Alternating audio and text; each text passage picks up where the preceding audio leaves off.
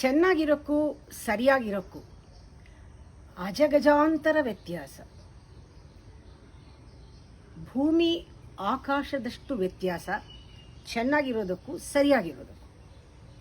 ನಾನು ಚೆನ್ನಾಗಿದ್ದೀನಿ ಅಂತ ಯಾರಾದರೂ ಹೇಳಿದ್ರೆ ಪ್ರಾಬ್ಲಮ್ಮೇ ಇಲ್ಲ, ಖುಷಿ. ನಾನು ಸರಿಗಿದ್ದೀನಿ, ನಾನೇ ಸರಿ, ನಾ ಮಾಡಿದ್ದೆಲ್ಲ ಸರಿ, ನಾನೇ ಕರೆಕ್ಟು. ಸರಿ ಅಂದ್ರೇನು? Right. I am right. I am always right. I can't be wrong. ನಾನು ತಪ್ಪು ಮಾಡೋಕ್ಕೆ ಸಾಧ್ಯವೇ ಇಲ್ಲ, ನಾನು ತಪ್ಪು ಮಾಡೋದೇ ಇಲ್ಲ, ನಾನೇ ರೈಟು ಅಂತ ಬರುತ್ತಲ್ಲ, ಇದೊಂದು ದೊಡ್ಡ ಭ್ರಮೆ. ಇದಕ್ಕೆ ಯಾವಾಗ ಅದು ಭ್ರಮೆ ಬಂದ್ಬಿಡುತ್ತೆ, ನಮಗೆ ಗೊತ್ತಿಲ್ಲದೆ ನಾವು ಎಲ್ಲರಲ್ಲೂ ತಪ್ಪು ಹುಡ್ಕಕ್ಕೆ ಶುರು ಮಾಡ್ತೀವಿ. ಎಲ್ಲರಲ್ಲೂ ಕೂಡ ಇದು ಸರಿಗಿಲ್ಲ, ಇದು ಸರಿಗಿಲ್ಲ, ಇದು ಸರಿಗಿಲ್ಲ ಅಂತ. ಇದು ನಮಗೆ ಗೊತ್ತೇ ಆಗಲ್ಲ. ಇದಕ್ಕೆ ರೈಟ್ ಇನ್ ದ ವರ್ಡ್ ಬಂದಿರೋದು ರೈಟಿಯಸ್ನೆಸ್ ಅಂತ. ರೈಟಿಯಸ್ನೆಸ್ ಲುಕ್ಸ್, ನಾನು ರೈಟಿಯಸ್ನೆಸ್ ಅಂದಾಗ ಏನೋ ಒಂದು ಮಾರಲ್ ಕ್ವಾಲಿಟಿ ಅನ್ಸುತ್ತೆ. a moral quality without purity inside. It is a ಆರೋಪ ಮಾಡ್ಕೊಂಡಿರೋದು. A moral person need not be pure. A pure person need not be moral person. He is moral. ಅವನು ಮಾರಲ್ನ ಅವನು follow ಮಾಡಬೇಕಾಗಿಲ್ಲ pure ಆಗಿದ್ರೆ. ಇಷ್ಟು difference ಇದೆ. ಅದು ಯಾವಾಗ ಆ ರೈಚಿಯಸ್ನೆಸ್ ಬಂದ್ಬಿಡುತ್ತೆ, ಆಗ ನಾವು ಈ ಥರ ದೊಡ್ಡ ದೊಡ್ಡ ಹೆಸರಿನಲ್ಲಿ ಪ್ರಾಮಾಣಿಕತೆ, ನಾನು ತುಂಬ ಪ್ರಾಮಾಣಿಕ, ನಾನು ತುಂಬ ಸತ್ಯವಂತ, ನಾನು ತುಂಬ ಕರೆಕ್ಟ್ ಪರ್ಫೆಕ್ಟ್, ನಾನು ಟೈಪ್ ಕೀಪ್ ಅಪ್ ಮಾಡ್ತೀನಿ, ನಾನು ಈ ಥರ, ನಾನೊಂದು ಸ್ಟ್ಯಾಂಡರ್ಡ್, ನನ್ನ ಲೈಫ್ ಇದು, ಈ ಸ್ಟ್ಯಾಂಡರ್ಡು, ಇದನ್ನು ಬಿಟ್ಟು ಬರಲ್ಲ, ನನಗೆ ಇದೊಂದು ಪ್ರಿನ್ಸಿಪಲ್ಲು ಅಂತ ಸಿಕ್ಕಾಕೊಳ್ತೀವಿ. ಈ ಥರ ದೊಡ್ಡ ದೊಡ್ಡ ಆದರ್ಶಗಳನ್ನು ಆರೋಪ ಮಾಡಿಕೊಂಡು ಬೇರೆಯವ್ರನ್ನ ಇವ್ರ ಆದರ್ಶವಾಗಿಲ್ಲ, ಇವ್ರ ಎಥಿಕ್ಸ್ ಇಲ್ಲ, ಇವರು ತಪ್ಪು, ಇವ್ರಿಗೆ ಸರಿ ಇಲ್ಲ, ಇವ್ರು ಸತ್ಯ ಇಲ್ಲ, ಸುಳ್ಳು ಬುರುಕರು, ಹಾಗೆ ಕಳ್ಳರು, ಸುಳ್ಳು ಅಂತ ಯಾವಾಗಲೂ ಕಂಪ್ಲೇಂಟ್ ಮಾಡ್ತಾ ಇರ್ತೀವಿ.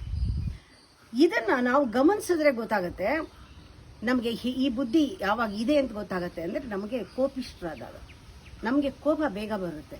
ಯಾಕೆ ಅಂದರೆ ನಾನು ಸರಿಯಾಗಿದ್ದೀನಿ, ಯಾರೂ ಸರಿಯಿಲ್ಲ, ನಾನು ಸರಿಗಿದ್ಮೇಲೆ ಇವ್ರು ಯಾರೂ ಸರಿ ಇಲ್ಲ ಅಂತ ಕೋಪ ಬರುತ್ತೆ. ಆದರೆ ನಾನು ಪರ್ಫೆಕ್ಟಾಗಿ ಸರಿಗಿರೋಕ್ಕಾಗೋಲ್ಲ, ಇದು ನಿಜವಾಗ್ಲೂ ಸಾಧ್ಯ ಇಲ್ಲ. ನನ್ನಲ್ಲೂ ಕೂಡ ಎಲ್ಲರಲ್ಲೂ ಕೂಡ ಒಂದು ದೋಷ ಇದ್ದೇ ಇರುತ್ತೆ. ನಾವು ಅದನ್ನು ಇಂಟ್ರೋಸ್ಪೆಕ್ಟ್ ಮಾಡಿದಾಗ ಗೊತ್ತಾಗುತ್ತೆ.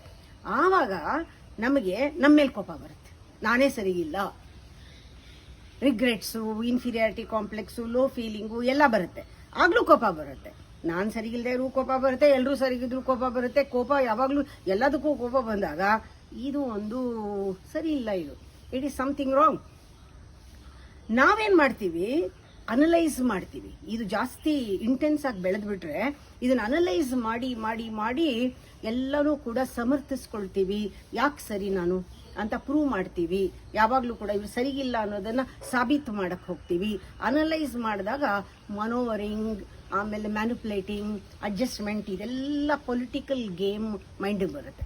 ನಾನು ಪಾಲಿಟಿಕ್ಸ್ ಇಂಟ್ರೆಸ್ಟ್ ಇಲ್ಲ, ನಮ್ಮ ಪಾಲಿಟಿಕ್ಸ್ ನಂಗೆ ಆಗಲ್ಲ ಅಂತೀವಿ. ಆದರೆ ಪಾಲಿಟಿಕ್ಸ್ ಅಂದರೆ ಬರೀ ಗೌರ್ಮೆಂಟ್ ಅಲ್ಲ, ಮನೇಲೇ ಪಾಲಿಟಿಕ್ಸ್ ಮಾಡ್ತೀವಿ, ಎಲ್ಲರ ಮಧ್ಯೆ ಪಾಲಿಟಿಕ್ಸ್ ಮಾಡ್ತೀವಿ, ಗುಂಪು ಕಟ್ತೀವಿ. ಆದರೆ ನಂಗೆ ಪಾಲಿಟಿಕ್ಸಲ್ಲಿ ಇಂಟ್ರೆಸ್ಟ್ ಇಲ್ಲ ಅಂತ ಹೇಳ್ತೀವಿ.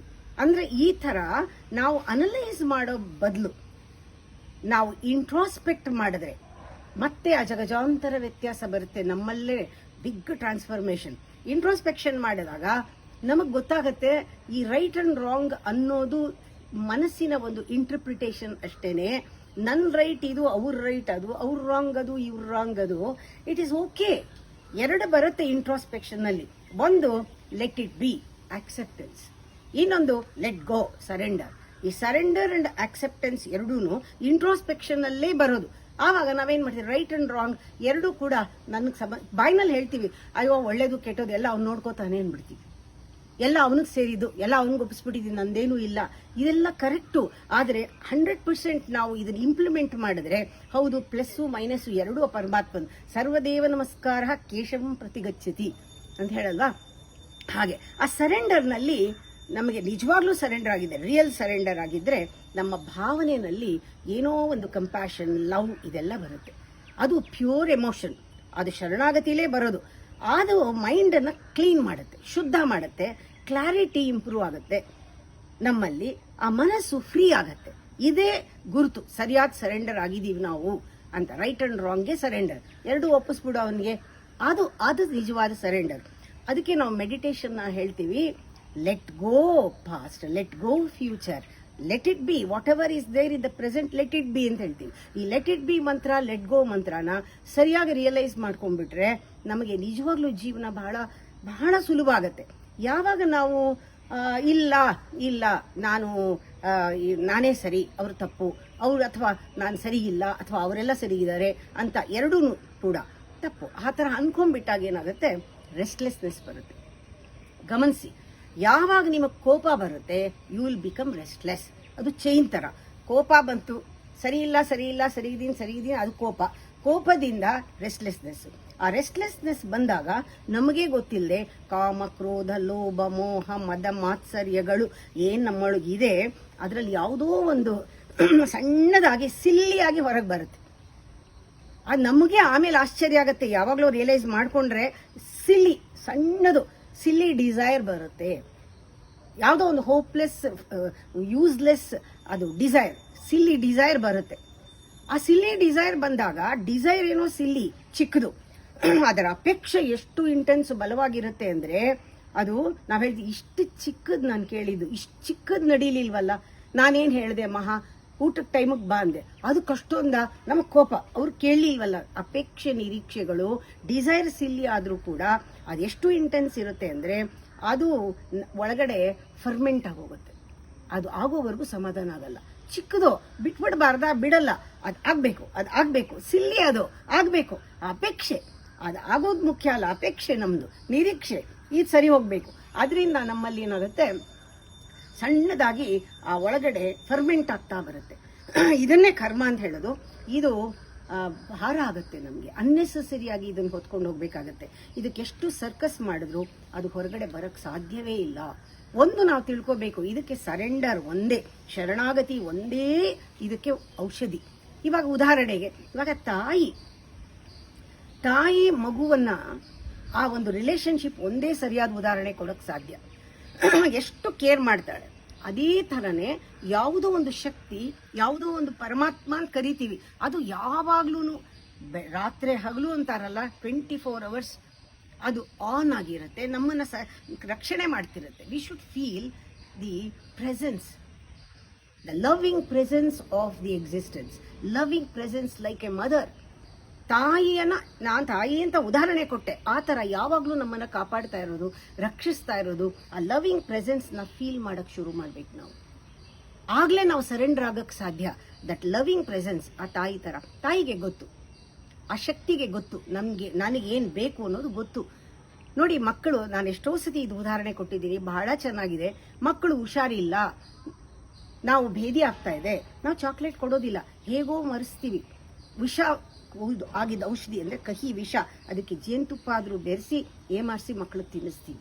ಅದು ತಾಯಿ ಪ್ರೀತಿ ಅಂದ್ರೆ. ಮಕ್ಕಳಿಗೆ ಗೊತ್ತು, ಚಿಕ್ಕ ಮಕ್ಕಳಿಗೆ ನಾವು ಕಾರ್ ಕೀ ಕೊಟ್ಟು, ಮೋಟರ್ ಸೈಕಲ್ ಕೀ ಕೊಟ್ಟು ಹೋಗು ಅನ್ನಲ್ಲ, ನಿಂಗೆ ವಯಸ್ಸಾಗಬೇಕು, ಇನ್ನು ದೊಡ್ಡವನಾಗಬೇಕು ಅಂತ ಕಾಪಾಡ್ತೀವಿ. ಹಾಗೆ ಆ ಒಂದು ಶಕ್ತಿಗೆ ಗೊತ್ತು ನಮಗೇನ್ ಬೇಕು ಅಂತ. ನಾವು ಯಾವಾಗ ಸಂಪೂರ್ಣವಾಗಿ ಸರೆಂಡರ್ ಆದೆ, ಅದಕ್ಕೆ ರಕ್ಷೆ ಅಂತ ಹೇಳ್ತೀನಿ. ನಾ ಎಲ್ಲರಿಗೂ ಹೇಳೋದು, ಎಲ್ಲಾ ಪರಮಾತ್ಮನ ಹೆಸರಿನಲ್ಲೂ ಕೂಡ ನಾಮಸ್ಮರಣೆ ಮಾಡುವಾಗ ಇದು ರಕ್ಷೆ ಅಂತ ಇದೆ, ಕವಚ ಅಂತ. ಯಾವುದೋ ಒಂದು ಕವಚ, ದೇವಿಯ ಕವಚ, ಯಾವುದೋ ದೇವರ ಹೆಸರಿನಲ್ಲಿ ಪ್ರತಿಯೊಂದಕ್ಕೂ ಕವಚ ಇದೆ.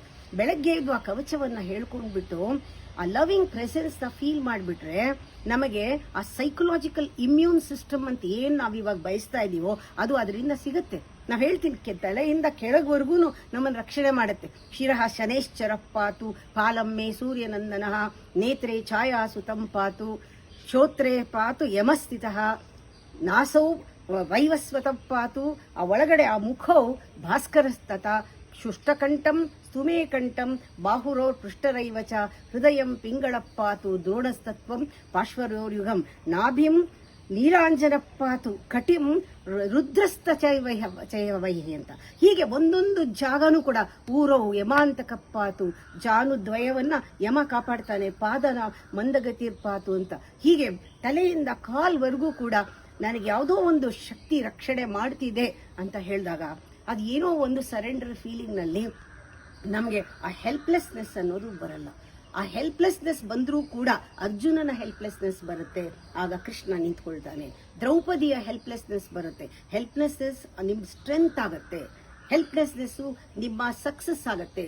ಅದು ವೀಕ್ನೆಸ್ ಆಗಲ್ಲ ಅಥವಾ ನಿಮ್ಮನ್ನ ಅದು ಡಿಫೀಟ್ ಮಾಡಲ್ಲ, ಅಲ್ಲಿ ಸಕ್ಸಸ್ ಇರುತ್ತೆ. ಅಂತ ಹೆಲ್ಪ್ಲೆಸ್ನೆಸ್ ಯಾವಾಗ ಫೀಲ್ ಆಗುತ್ತೆ ಅಂದ್ರೆ the loving presence of god inside and outside ಯಾವಾಗಲೂ ನಮ್ಮನ್ನು ಕಾಪಾಡ್ತಿದೆ ಅಂದಾಗ ನಾನು ರೈಟು, ನಾನು ಸರಿ ಅಂತ ಪ್ರೂವ್ ಮಾಡೋದಾಗ್ಲಿ, ತೋರಿಸ್ಕೊಳ್ಳೋದಾಗ್ಲಿ ಯಾವುದೂ ಅವಶ್ಯಕತೆ ಬರಲ್ಲ. ಅವ್ನಿಗೆ ಒಪ್ಪಿಸ್ಬಿಡ್ಬೇಕು ಎಲ್ಲಾನು ಅಂತ.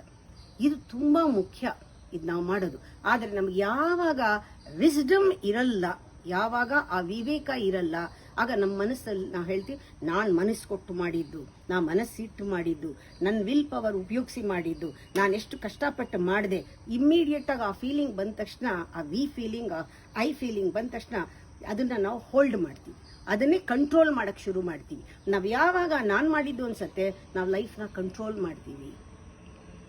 ಕಂಟ್ರೋಲ್ ಮಾಡಿದಾಗ ನಮ್ಮ ಕೈಲಿ ಅದಿರಲ್ಲ, ಅದು it will really we will lose it. If you control you lose it. ಅದು ಕಳ್ಕೋತೀವಿ, ನಮಗದು ಗೊತ್ತಾಗೋದೇ ಇಲ್ಲ. ಆ ಕಳ್ಕೋತೀವಿ ಅನ್ನೋ ಭಯಕ್ಕೆ ಇನ್ನೊಂದಿಷ್ಟು ಕಂಟ್ರೋಲ್ ಮಾಡ್ತೀವಿ. ಒಂದು ಜ್ಞಾಪಕ ಇಟ್ಕೋಬೇಕು, ನಮ್ಮ ಲೈಫ್ ಏನಿದ್ರೂ ಹುಟ್ಟು ಸಾವಿನ ಮಧ್ಯದಲ್ಲೇ ನೋಡ್ಕೋತೀವಿ ನಾವು. ಆದರೆ ಯಾವಾಗಲೂ ಕೂಡ ಬಿಗ್ಗರ್ ಪಿಕ್ಚರ್ನಲ್ಲಿ ಲೈಫ್ನ ನೋಡಬೇಕು. ಲೈಫ್ ಈಸ್ ಅನ್ಬೌಂಡೆಡ್ ಅಂತ, ಲೈಫ್ ಈಸ್ ಇನ್ಫಿನೈಟ್ ಅಂತ. ಈ ಲೈಫ್ ಅನ್ನೋದು ಸಾವಿರಾರು ವರ್ಷಗಳಿಂದ ಇದೆ, ಸಾವಿರಾರು ಜನ ಬಂದ್ರು ಹೋದ್ರು, ಆದ್ರೂ ಇದೆ. ನಾನು ಹುಟ್ಟಕ್ ಮುಂಚೆನೂ ಇತ್ತು, ನಾನು ಸತ್ತ ಮೇಲೂ ಇರುತ್ತೆ, ಈಗಲೂ ಇದೆ. ನಾನು ಹಾಗೆ ನೋಡಕ್ ಹೋದಾಗ ಲೈಫ್ನ ದೊಡ್ಡ ಪಿಕ್ಚರ್ನಲ್ಲಿ ಆ ಲೈಫ್ಗೆ ಒಂದು ಸುಪ್ರೀಂ ಲಾ ಇದೆ. ಆ ಲಾ ನಮ್ಮನ್ನ ಕಂಟ್ರೋಲ್ ಮಾಡ್ತಾ ಇದೆ. ನಾನು ಕಂಟ್ರೋಲ್ ಮಾಡಬೇಕಾಗಿಲ್ಲ. ನಾನು ತಿಳ್ಕೊಂಡಿರೋ ಚೋಟ ಇಷ್ಟೇ ಲೈಫು. ಆ ಹುಟ್ಟು ಸಾವಿನ ಮಧ್ಯದ ಪುಟ್ಟ ಲೈಫ್ ಏನಿದೆ ಅದು ಇನ್ಸಿಗ್ನಿಫಿಕೆಂಟ್ ಆ ಲೈಫ್ ಮುಂದೆ ಅಂತ ಬಿಗರ್ ಪಿಕ್ಚರ್ನಲ್ಲಿ ನೋಡ್ತಾ ನೋಡ್ತಾ ನೋಡ್ತಾ ನೋಡ್ತಾ ನೋಡ್ತಾ ಹಾಗೆ ಅನ್ಕೊಂಡಿದ್ದ ಮನಸ್ಸೇ ಕರ್ಗೋಗ್ತಾ ಬರುತ್ತೆ. ನಾವು ಚಿಕ್ಕದಾಗ್ತೀವಿ, ಚಿಕ್ಕದು ಹೋಗಿ ದೊಡ್ಡದ್ರಲ್ಲಿ ಸೇರ್ಕೊಳ್ಳುತ್ತೆ. ಇದೇ ಅಲ್ವೇ ಜೀವಾತ್ಮ ಪರಮಾತ್ಮನಲ್ಲಿ ಒಂದಾಗೋದು, ಅಥವಾ ಎಲ್ಲ ಪೂಜೆಗಳ ಧ್ಯಾನದ ಒಂದು ಉದ್ದೇಶವೇ ಚಿಕ್ಕದು ದೊಡ್ಡದ್ರಲ್ಲಿ ಸೇರ್ಕೊಳ್ಳೋದು. ಹನಿ ಸಮುದ್ರದಲ್ಲಿ ಸೇರೋದು ಅಂತಾರೆ, ಇದೇನೆ.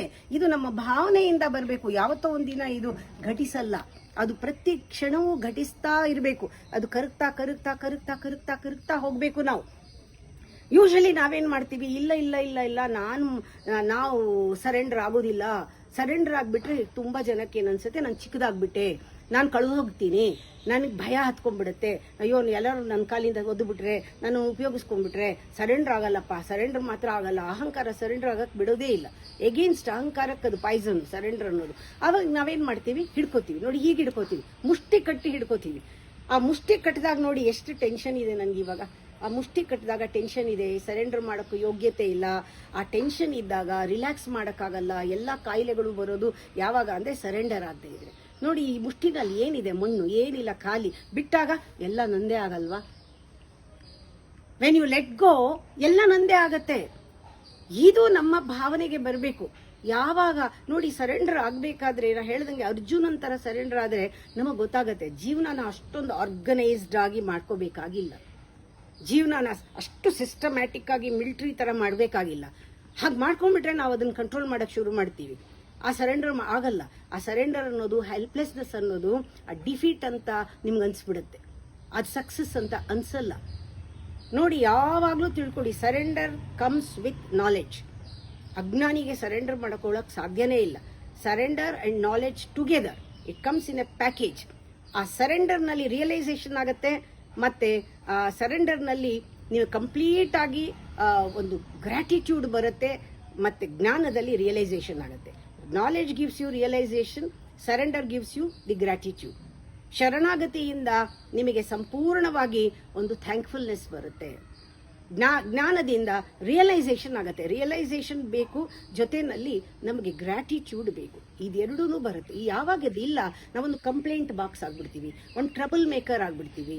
ನಾವು ಎಲ್ಲ ನೆಗೆಟಿವ್ ಇದನ್ನ ವೈಬ್ರೇಷನ್ ಕ್ರಿಯೇಟ್ ಮಾಡ್ಕೊಂಡು ಒಳಗು ಹೊರಗು ಆ ನೆಗೆಟಿವ್ ಬಾಕ್ಸ್ ತರ ಆಗ್ಬಿಡ್ತೀವಿ. ಅಂದ್ರೆ ಅವರ್ಷನ್ ಬಂದ್ಬಿಡುತ್ತೆ ಜನಗಳಿಗೆ ನಮ್ಮ ಹತ್ರ ಬರೋಕ್ಕೇನೆ. ಅಯ್ಯೋ, ಇವ್ರು ಯಾವಾಗ್ಲೂ ಕಂಪ್ಲೇಂಟ್ ಮಾಡ್ತಾರೆ ನಮ್ಮ ಮೇಲೆ ಅಂತ ಎಲ್ಲರೂ ಬಿಟ್ಟು ದೂರ ಓಡ್ ಹೋಗ್ತಾರೆ. ಯಾರು ನಿಮ್ಮ ಹತ್ರ ಬರಲ್ಲ. ರಿಪೆಲ್ ಆಗ್ತಾರ ಅವರು ಬಂದ್ರೆ ಹತ್ರ. ಆ ರೀತಿ ಆಗ್ಬಿಡ್ತೀರಾ, ನೀವೇ ಪ್ರಾಬ್ಲಮ್ ಆಗ್ಬಿಡ್ತೀರಾ. ಆವಾಗ ಅವರೆಲ್ಲ ದೂರ ಹೋಗ್ತಾರೆ. ಆಗ್ಲೂ ಕೂಡ ನಮ್ಮ ಅಹಂಕಾರ, ನನ್ನ ಯೋಗ್ಯತೆ ಇಲ್ಲ ಅದಕ್ಕೆ ಅವರೆಲ್ಲ ದೂರ ಇದ್ದಾರೆ, ನನ್ನ ಸ್ನೇಹ ಮಾಡೋಕೆ ಇವ್ರಿಗೆಲ್ಲ ಯೋಗ್ಯತೆ ಇಲ್ಲ ಅದಕ್ಕೆ ಅವರೆಲ್ಲ ದೂರ ಹೋಗಿದ್ದಾರೆ, ನಾನೇ ಅವ್ರನ್ನ ದೂರ ಬಿಟ್ಟಿದ್ದೀನಿ ಅನ್ನೋ ಭಾವನೆ ಬರುತ್ತೆ. ಎಷ್ಟು ಭ್ರಮೆ ಇದೆ. ಇದರಿಂದ ನಾವೇನ್ ಕಳ್ಕೊಳ್ತಾ ಇದೀವಿ ಅಂತ ಗೊತ್ತಾಗಲ್ಲ. ನನಗೆ ನನ್ನ ಜೊತೆ ಇರಕ್ಕೆ ಅವ್ರಿಗೆಲ್ಲ ಯೋಗ್ಯತೆ ಇಲ್ಲ ಅನ್ಕೊಳ್ತೀವಿ, ಆದ್ರೆ ಎಲ್ಲರೂ ಹೆದರಿ ನಮ್ಮನ್ನು ದೂರ ಇಟ್ಟಿರ್ತಾರೆ ಅನ್ನೋದು ಗೊತ್ತಾಗಬೇಕು. ಒಂದು ತಿಳ್ಕೊಳ್ಳಿ, ಪಾಸಿಟಿವ್ ಕ್ಯಾರೆಕ್ಟರ್ ನಮ್ಮಲ್ಲಿ, ಅಂದ್ರೆ ನಾನು ಪಾಸಿಟಿವ್ ಆಗಿದ್ರೆ, ನಾನು ಅಕಸ್ಮಾತ್ ಪಾಸಿಟಿವ್ ಆಗಿದ್ರೆ, ಬೇರೆಯವರೆಲ್ಲರೂ ಚೆನ್ನಾಗಿ ಇಲ್ಲದೆ ಇದ್ರೆ ನಂಗೆ ಕೋಪ ಬರುತ್ತೆ. ನಾನು ಪಾಸಿಟಿವ್ ಆಗಿ ಇಲ್ಲದೆ ಇದ್ರೆ ನನ್ನ ಮೇಲೆ ನಂಗೆ ಕೋಪ ಬರುತ್ತೆ. ಬೇರೆಯವರು ಪಾಸಿಟಿವ್ ಆಗಿ ಇಲ್ಲದೆ ಇದ್ರೆ, ನೆಗೆಟಿವ್ ಆಗಿದ್ರೆ ಬೇರೆಯವ್ರ ಮೇಲೂ ಕೋಪ ಬರುತ್ತೆ. ಯಾವಾಗಲೂ ಕೋಪ ಮಾಡ್ಕೊಳ್ಳೋದು ಇದೆಯಲ್ಲ, ಪ್ರಪಂಚ ಎಲ್ಲ ಚೆನ್ನಾಗಿಲ್ಲ, ನಾನು ಒಬ್ಬನೇ ಚೆನ್ನಾಗಿರೋದು ಅಂದ್ರೂ ಕೂಡ ಇದು ನಾರ್ಮಲ್ ಅಲ್ಲ, ಇದು ಇಲ್ನೆಸ್. ಪ್ರಪಂಚ ಎಲ್ಲ ಕೂಡ ಯಾವುದು ಚೆನ್ನಾಗಿಲ್ಲ, ನಾನು ಮಾತ್ರ ಕರೆಕ್ಟು, ನಾನು ಮಾತ್ರ ಸರಿ ಅನ್ನೋದು ಸರಿ ಇಲ್ಲ, ಅಥವಾ ಎಲ್ಲರೂ ಸರಿಗಿದ್ದಾರೆ ನಾವು ಒಬ್ಬನೇ ಸರಿ ಇಲ್ಲ ಅಂತ self blaming is also illness. ಇದು ಒಂಥರ ಸೈಕಲಾಜಿಕಲ್ ಇಲ್ನೆಸ್. ಇದನ್ನ ಡಯಾಗ್ನೈಸ್ ಮಾಡಿಲ್ಲದೆ ಇದ್ರೂ ಕೂಡ ನಮ್ಮ ಇಂಟ್ರೋಸ್ಪೆಕ್ಷನ್ ಅಲ್ಲಿ ಇವೆಲ್ಲ ಎಷ್ಟೋ ಗೊತ್ತಾಗುತ್ತೆ. ಡಾಕ್ಟರ್ಗೆ ಗೊತ್ತಾಗೋದು ಯಾವಾಗಲೂ ಪೂರ ಹುಚ್ಚಿಡಿದ ಮೇಲೆ, ಅದಕ್ಕೆ ಮುಂಚೆ ನಮಗೆ ಗೊತ್ತಾಗುತ್ತೆ. ಡಿಫ್ರೆಂಟ್ ಸ್ಟೇಜಸ್ ಇಂಟ್ರೋಸ್ಪೆಕ್ಷನ್ ಅಲ್ಲಿ ನಮಗೆ ಗೊತ್ತಾಗುತ್ತೆ. ಒಂದು ತಿಳ್ಕೊಳ್ಳಿ, ಆರೋಗೆಂಟ್ ಆಗಿರೋದು ನಾರ್ಮಲ್ ಅಲ್ಲ, ಅಥವಾ ಸೆಲ್ಫ್ ಬ್ಲೇಮಿಂಗು ನಾರ್ಮಲ್ ಅಲ್ಲ. ಅದಕ್ಕೆ ನಮಗ್ ಬುದ್ಧಿ ಇದೆ, ಮೆದುಳಿದೆ. ಗುರುಗಳು ಹೇಳ್ತಾರೆ, ಎರಡೂನು ಪಾಸಿಟಿವ್ ಪ್ಲಸ್ ನೆಗೆಟಿವ್ ಎರಡೂನು ಪರಮಾತ್ಮನ್ಗೆ ಒಪ್ಪಿಸ್ಬಿಟ್ಟು ಝೀರೋ ಆಗ್ಬಿಡು ಅಂತ. ಶೂನ್ಯವಾಗ್ಬಿಡು, ಖಾಲಿ ಆಗ್ಬಿಡು, ನೀ ನಾರ್ಮಲ್ ಹ್ಯೂಮನ್ ಬೀಯಿಂಗ್ ಆಗ್ತೀಯಾ. You are a very good human being when you let go everything. ಎರಡು ಪ್ಲಸ್ ಮೈನಸ್ ಎರಡು ಇಟ್ಕೋಬೇಡ. ಯಾಕೆ ಅಂದ್ರೆ ಪ್ಲಸ್ ಅನ್ನೆಲ್ಲ ಒಳ್ಳೇದನ್ನೆಲ್ಲ ಸರೆಂಡರ್ ಮಾಡಿಬಿಟ್ರೆ ಪರಮಾತ್ಮನ್ಗೆ ಇಟ್ ಮಲ್ಟಿಪ್ಲೈಸ್. ನಮ್ಮಲ್ಲಿರೋ ದೋಷಗಳನ್ನೆಲ್ಲ ಸರೆಂಡರ್ ಮಾಡಿಬಿಟ್ರೆ ಕರ್ಮ ಕಳೆದೋಯ್ತು. ಅಂದ್ರೆ ಎರಡರಲ್ಲೂ ನಮಗೆ ಲಾಭ ಇದೆ ಅಲ್ವಾ ಸರೆಂಡರ್ ಮಾಡೋದ್ರಿಂದ. ಅದಕ್ಕೆ ಎಲ್ಲ ಟ್ರೆಡಿಷನ್ನು ಕೂಡ, ಎಲ್ಲ ಧರ್ಮಗಳಲ್ಲೂ ಕೂಡ ಆ ಸರೆಂಡರ್ಗೆ ಅಷ್ಟೊಂದು ಪ್ರಾಮಿನೆನ್ಸ್ ಕೊಟ್ಟಿರೋದು, ಅಷ್ಟೊಂದು ಎಂಫಸೈಸ್ ಕೊಟ್ಟಿರೋದು. ನಮ್ಮ ಜೀವನದಲ್ಲಿ ಈ ಸರೆಂಡರ್ ಅಂದ್ರೆ ಯಾವುದೋ ಕಾಲ್ಗೆ, ಯಾವುದೋ ಗುರುಗಳ ಕಾಲಿಗೆ ಬೀಳಬೇಕಾಗಿಲ್ಲ, ಯಾರೋ ನಮ್ಮ ತಲೆ ಮೇಲೆ ಕೈ ಬಂದು ಇಟ್ಬಿಟ್ಟು ಉದ್ಧಾರ ಮಾಡಬೇಕಾಗಿಲ್ಲ. ಇಂಟ್ರಾಸ್ಪೆಕ್ಷನ್ ಮಾಡಿದ್ರೆ ನಾವು ಎಲ್ಲಿ ಸರೆಂಡರ್ ಆಗಬೇಕು, ಸರೆಂಡರ್ ಆದಾಗ ಎಲ್ಲಿ ಲಾಭ ಇದೆ, ನಮಗೆ ಯಾವ ಥರ ಲಾಭ ಇದೆ, ಅದರಲ್ಲಿ ಎಷ್ಟು ಚೆನ್ನಾಗಿ ನಾವು ಬೆಳಿತೀವಿ ಅಂತ ಗೊತ್ತಾಗುತ್ತೆ.